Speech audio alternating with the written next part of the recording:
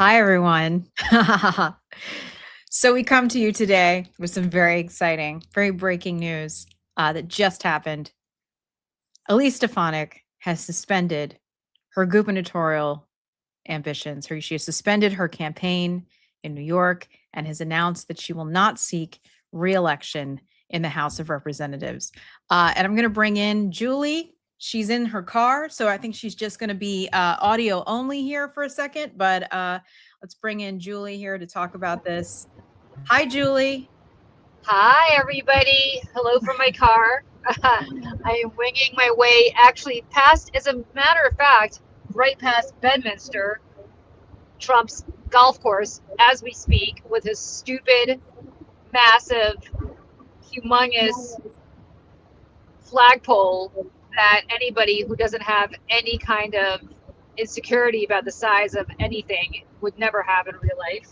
Of course. But I wish I could show you. I wish I could show you what I'm seeing, but I'm not going to.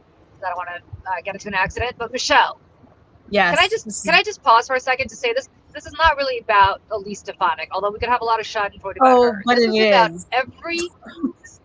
every single person who gave up their integrity, everything they ever stood for, every ounce of self-respect, to bow down to the orange dictator, or as you call him, Orange Julius. And it never works out. Scott Jennings, you're probably next. Lindsey Graham, all of these people. It does not work out. I am just, so for me, yes, it's about that. But as you, if you don't know, if you're just joining us here on the Mayday Network, which we hope you will like and subscribe to, I'm from Elise Stefanik's district. That's where I grew up. And she has represented the area for several terms now. And she has proven herself to be a craven, soulless human being who went from being labeled this Harvard-educated, Bush staffer, compassionate conservative to total MAGA wingnut, who sold her soul, like you said, to get in the good graces of Donald Trump, who kicked her to the curb, not once, not twice, but 3 times. She was not chosen as vice president. She was to be nominated for UN ambassador. He pulled her nomination to make way for some other guy who messed up, and because it's always a boys' club, and she knows that. And but still, it doesn't stop her. And then now, so she, I'm sure, was promised by Donald Trump that she would get the endorsement, but then his friend Blakeman from Nassau County, who's like a total white guy mofo, he was like, well, I like her, but I like him too, and you guys have fun. And the center of her whole campaign was going to be Zohran Mamdani, the socialist, but people are warming up to him, and it was a 19-point lead that Kathy Hochul had in early polls against her. So for all of these reasons, and for the reasons that, again, she is a soulless, craven, manipulative, operating individual who has done the people of her district an incredible disservice year after year after year, including members of the military, people who are underemployed and underserved in her district, for the mean and vicious nature of her campaign and the people that surround her. I used to make this, and I made an ad when I was at Lincoln Project. You can go find it. It's called Mean Girl. And it's literally all about how she is a mean girl. And she's not Regina George. In case you were ever wondering, she's not Regina George, guys. She is Gretchen Wieners. She is the Gretchen Wieners of the situation. She is always on the outside, looking in, hoping that people will like her.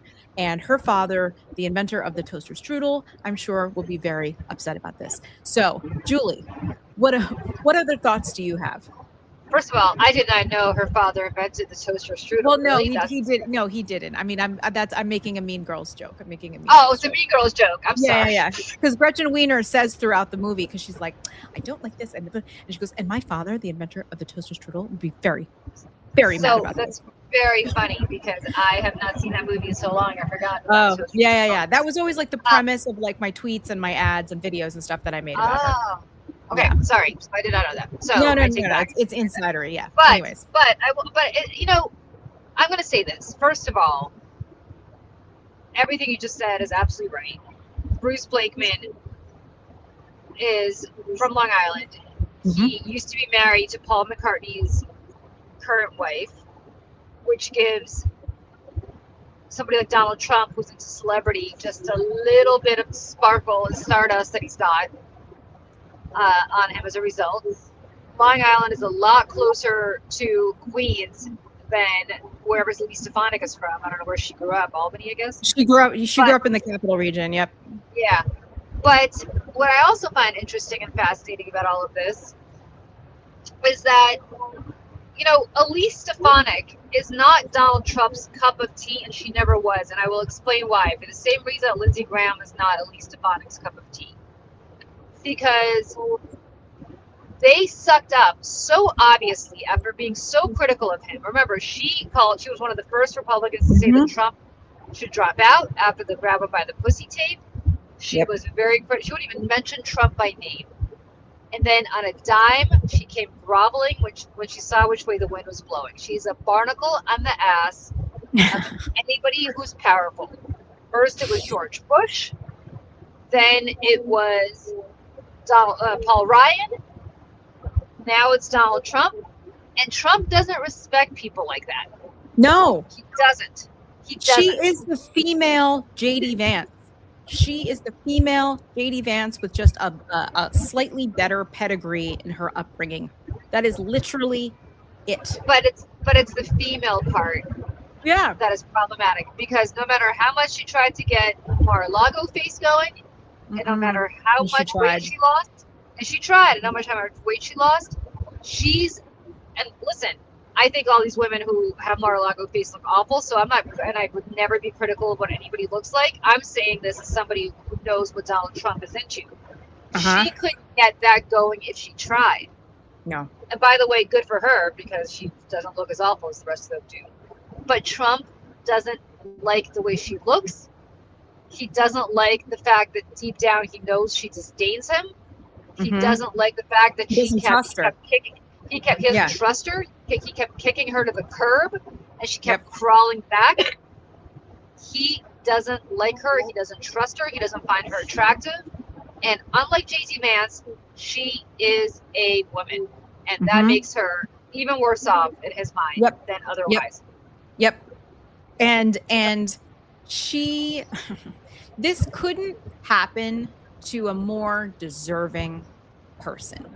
She deserves this to happen to her. And the thing that's even more just like telling, Julie, is that she won't even put up a fight. That's the thing. She doesn't even have enough integrity to put up a fight and fight. Like, if she really, really wanted to serve the people of the state of New York, and she believed that she was the person to do it, and she did not agree with the way that things were going in the House and the way that Donald Trump was doing things, she had a very unique, maybe small window of opportunity to put up a fight, but she didn't. She laid down and she's taken it again. Now, we talked on the phone briefly before we came on, and you were like, she's probably going to go to Goldman or somewhere like that and go make a fortune, which is like not terribly surprising. This is what people do after they leave their jobs in government. And because there is no grace period between people leaving their jobs in the government and going to work in the private sector and vice versa, she'll go and make a shit ton of money. That's just how it works. But I just, for a woman who just has sold her soul truly in every way, I cannot emphasize this enough.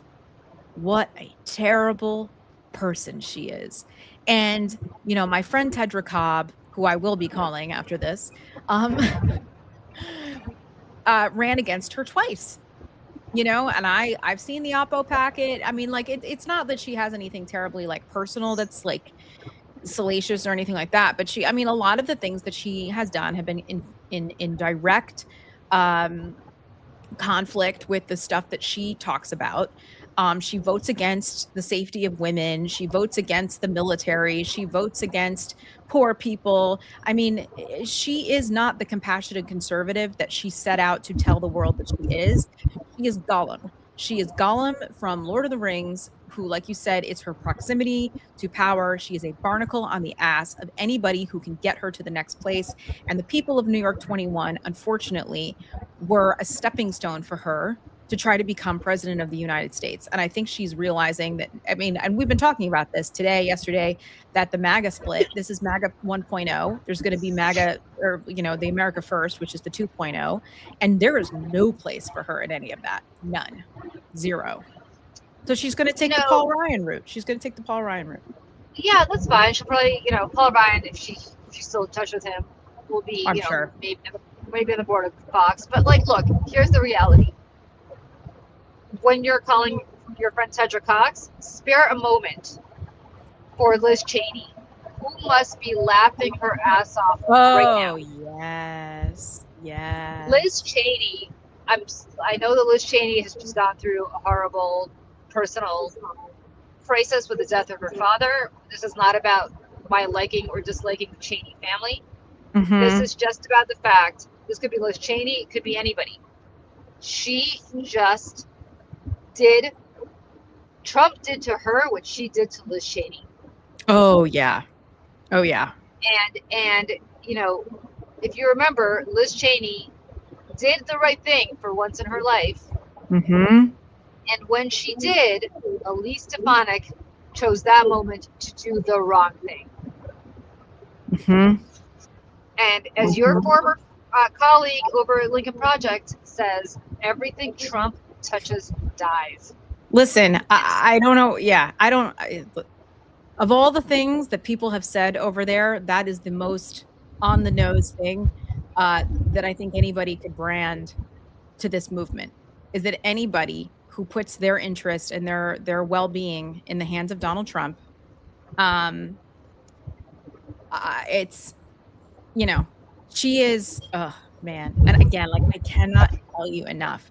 Being from that district. Now, mind you, I haven't lived there in over 20 years, but my whole family lives there. My parents live there. I know that district like the back of my hand. But it's just, she's such a fraud. She's a fraud. She is nothing what she says she is. But they're all frauds. That's the thing, right? Like, Mike Johnson must be celebrating today because all the people who are coming at Mike Johnson, all the women, I might add. Mm-hmm. But it's fascinating to me that she chose today of all days to do this, knowing that the Epstein files are all anybody's talking about. Girlfriend has to get over herself. She's not important enough for this to be wall-to-wall coverage anywhere on network news, even if the Epstein files weren't coming out. She's just a rando from upstate New York who is in House leadership. Yep. Great. She's not Marjorie Taylor Greene, who has a profile that she built up for herself. She's not the Speaker of the House, who she's been trashing. But this woman, despite all of this, did not get on the discharge petition to extend Obamacare subsidies, did not get on the discharge petition to release the Epstein files till the very last moment. She was a disgraceful, spiteful, I think I lost. suck up. Oh, there she is. Trump wanted. Yep. I don't know if you lost me. I got most of it. Anyway, I gotta jump because I gotta jump because everybody is. I'm about to go into part of this drive where my cell phone service is gonna get out. All good, Julie. Thank you for jumping on. I was just like, but we will have much more to talk about tomorrow on Sanity Saturday, and we will also talk about how the Republicans, including specifically the Department of Justice, just completely violated the law by not releasing all of the Epstein files, despite the fact that unanimously, practically except with one exception, both houses of Congress passed and Donald Trump signed this law. Yeah, I mean, but Marjorie Nothing Taylor Greene. nothing matters. And Marjorie Taylor Greene, I mean, for as performative as I'm sure this is, tweeted out like, it's the law. They have to do this. And I was like, well, maybe welcome to the world where we watch Donald Trump break the law over and over and over again, and nobody does anything, and no one enforces the law, no one stops him, and that's just how the world is now. So, Marjorie Taylor Greene, while you leave Congress, maybe talk to your friends on the way out, because it is the Republicans in Congress that do have the power to actually do something about this, but we all know that is never going to happen. So, Yep. anyways, Indeed. All right. Okay. Julie, I'll let you go. I'll let you go, Julie. Bye, everybody. See you soon. Bye. Bye, Julie. Guys, so I mean, OMG. It's just great. It's great. I